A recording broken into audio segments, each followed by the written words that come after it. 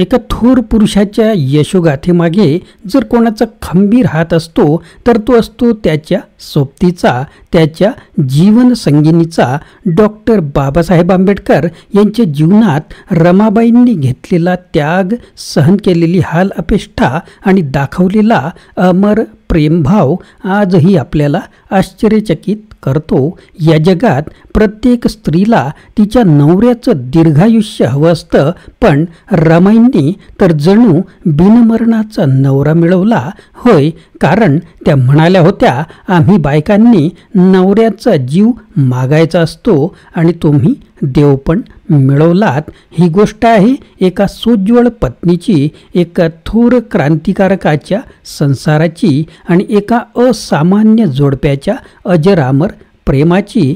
संदर्भ आहे माझी आत्मकथा या ग्रंथातील 46व्या प्रकरणाचा, जिथं बाबासाहेब स्वतः रमाईंच्या आठवणीत हरवले आहेत. चला ऐकूया डॉक्टर बाबासाहेब आंबेडकर यांनी स्वतः सांगितलेली ही हृदयस्पर्शी आठवण. माता रमाईंनी बिनमरणाचा नवरा कसा मिळवला त्याची गोष्ट. माता रमाईंनी बिनमरणाचा नवरा कसा मिळवला. डॉक्टर बाबासाहेब आंबेडकर, माझी आत्मकथा, प्रकरण 46. मित्रांनो, जय भारत, जय संविधान, जय भीम. आपण जर चॅनलवर नवीन असाल तर चॅनलला न चुकता सबस्क्राईब करा आणि माझी आत्मकथा या पुस्तकाची संपूर्ण व्हिडिओ सिरीज पाहायला विसरू नका. सुरुवात करूया आजच्या महत्त्वाच्या या विषयाला. माझी आत्मकथा या पुस्तकातील माता रमाईंच्या आठवणी हे प्रकरण अखिल भारतीय पददलितांचे उद्धारक भारतरत्न डॉक्टर बाबासाहेब आंबेडकर यांच्या रमाई या पत्नी भारतीय दीनदलितांच्या अभ्युदयासाठी, उन्नतीसाठी बाबासाहेबांनी अपार कष्ट केले, अनेक हाल अपेष्टा भोगल्या, अनेक अपमान अवमान सहन केले, अनेकदा त्यांच्याबरोबर प्राणघातक संकटेही आली, हे आपण सर्वांना माहीत आहेच. तथापि त्यांच्या पत्नी रमाबाई उर्फ रामू वा भागीरथी यांनीही बाबासाहेब आंबेडकरांकरता अनेक कष्ट सहन केले, अनेक यातना भोगल्या, उपास तापास केले. डॉक्टर बाबासाहेब आंबेडकर ही विलायतेहून राऊंड टेबल कॉन्फरन्सहून 1932 साली साऱ्या जगाला चकित करून अस्पृश्यांच्या माणुसकीच्या हक्काचा झगडा पेटून यशस्वी करून मुंबईस परतलेले होते. अर्थात त्यांच्या स्वागतासाठी त्यांची चाहते, इष्टमित्र, नातेवाईक व हजारो अनुयायी मोठ्या उत्साहाने उपस्थित होते. या प्रचंड जनसमुदायात माता रमाबाई नसल्या तर नवलच घडले असते.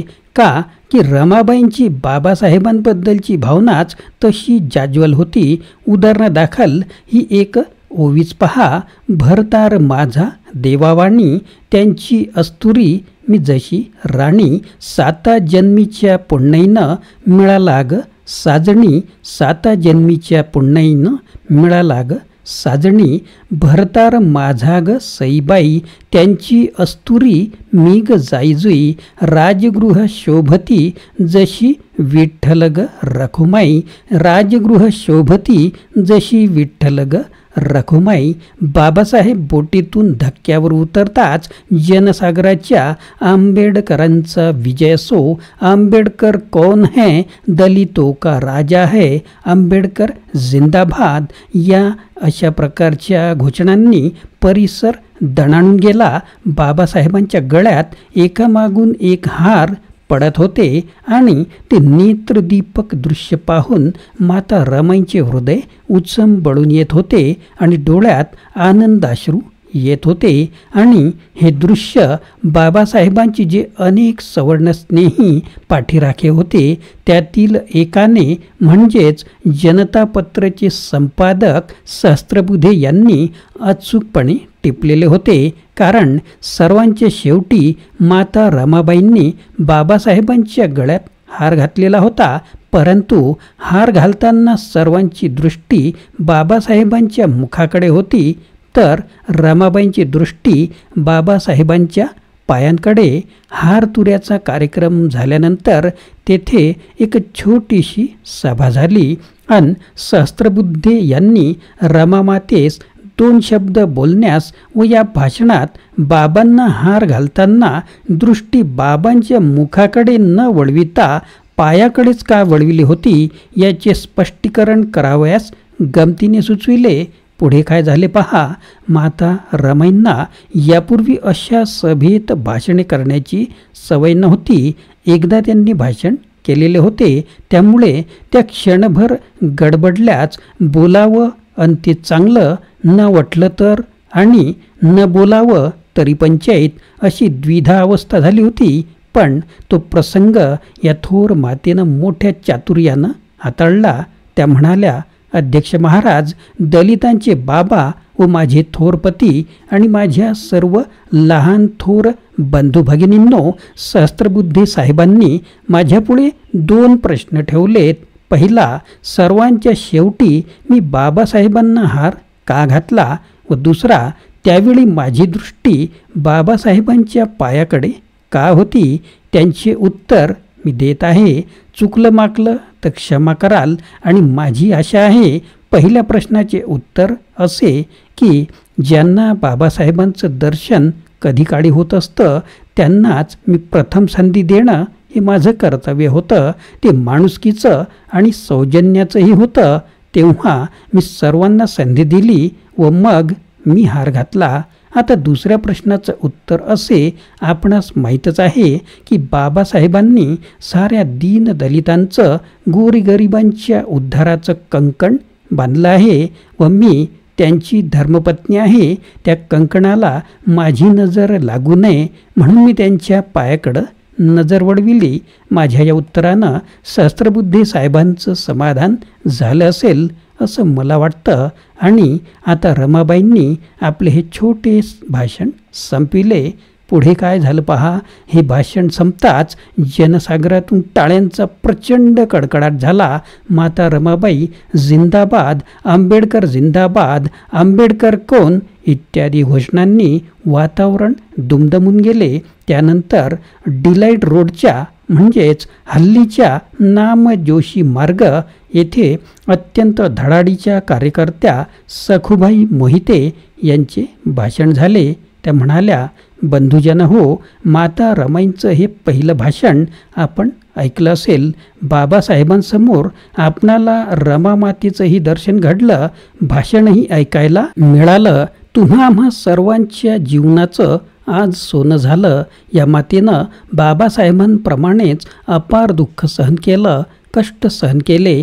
बाबासाहेबांना त्यांनी संसारात कोंडून ठेवलं नाही, आपल्या उद्धाराकरिताचं त्यांना मोकळं ठेवलं.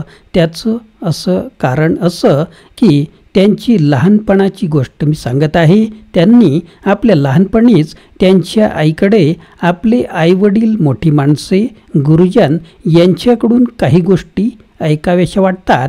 त्याचप्रमाणे रमा मातेनेही आपल्या मातेकडून एक गोष्ट ऐकली. गोष्ट होती शंकर पार्वतीची.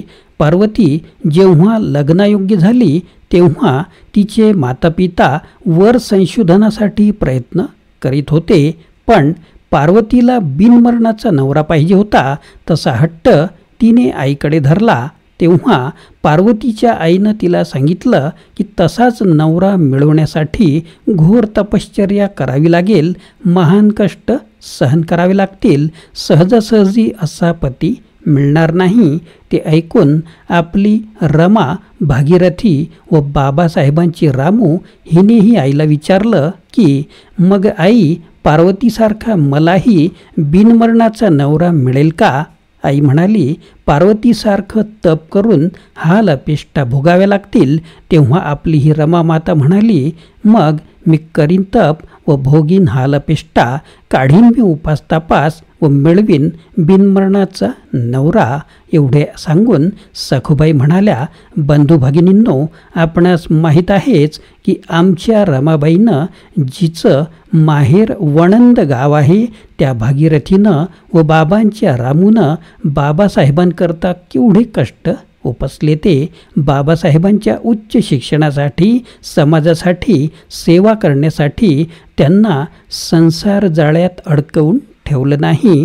त्यांच्यासाठी कष्ट सोसले, शेण आणले, त्यांच्या जळणासाठी गोवऱ्या थापणे, त्यांना विकून त्या पैशावर संसाराचा गाडा हाकणे इत्यादी तप केले आहेत. आणि म्हणूनच त्यांना बाबासाहेबांसारखा, ज्याची विद्वत्तेची जगभर कीर्ती पसरली आहे, असा थोर पुरुष बिनमरणाचा नवरा मिळाला आहे. त्यांच्या कठोर तपश्चर्येचं हे फळ आहे.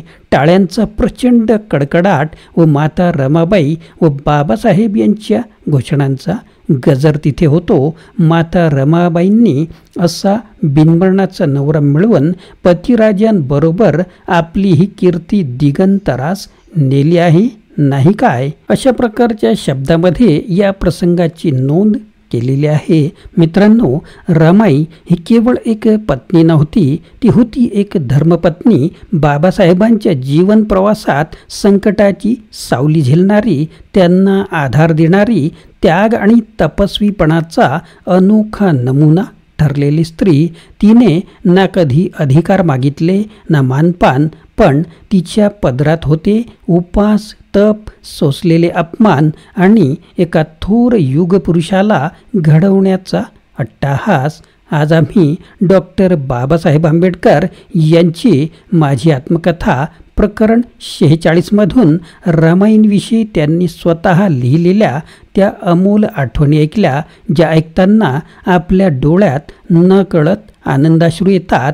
बाबासाहेब म्हणतात, रमाई नसती तर मीही नसतो. हे वाक्यच सांगून जातं की बिनमरणाचा नवरा मिळवायचा असेल तर त्याग, प्रेम, सेवा आणि सहनशीलता हीच खरी वाट असते. मित्रांनो, माता रमाईंना मानाचा मुजरा, बाबासाहेब आंबेडकरांना कृतज्ञतेचा जय जयकार. दलितांचे बाबा आंबेडकरांचा विजय असो. दलितों का राजा आंबेडकर जिंदाबाद.